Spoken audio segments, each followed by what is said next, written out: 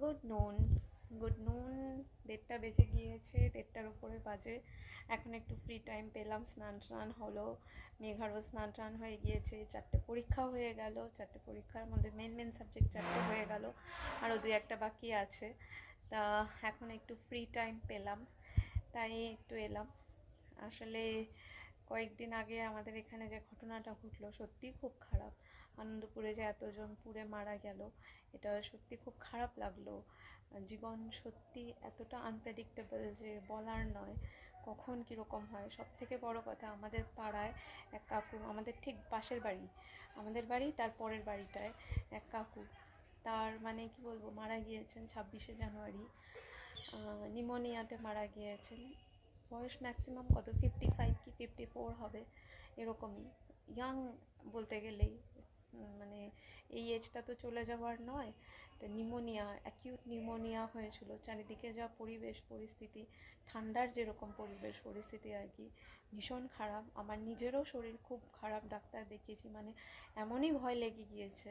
3 দিন হসপিটালে কাকু ভর্তি ছিলেন, তারপরেই একেবারে 3 দিনের দিনই মানে যায় অবস্থা। 4 দিনের দিন অন্য হসপিটালে নিয়ে যাওয়ার পথেই এক্সপায়ার করে গিয়েছেন, মানে নিতে এক্সপায়ার করে গিয়েছেন। এটা মানে একদম শকিং হয়ে দাঁড়িয়েছিল।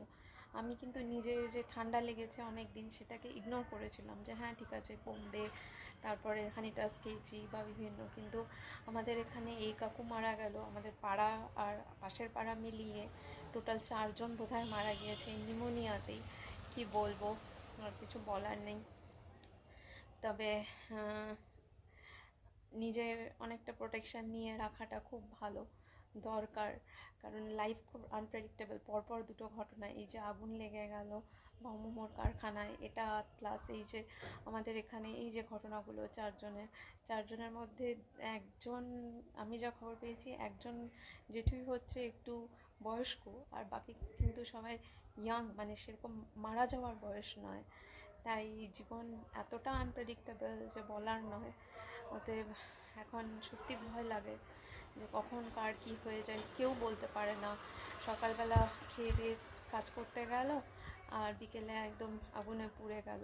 বা এই যে এই আমাদের পাশের বাড়ি তো, যে 2-3 দিন হসপিটালে ভর্তি, ঠিক হবে, হট করে ডিটোরিয়েট, তারপরেই চলে যাওয়া। শ্বাসকষ্ট এত বেশি হয়ে গেল, আর শ্বাস নিতেই পারলো না, ফাইনালি চলেই গেল ছেড়ে। মানে কি বলবো, এই জন্য মনটা খুব খারাপ হয়ে আছে। আজকাল এরকম পরিস্থিতি যে বলাই যায় না কে কীরকম বা এসে, যাই হোক।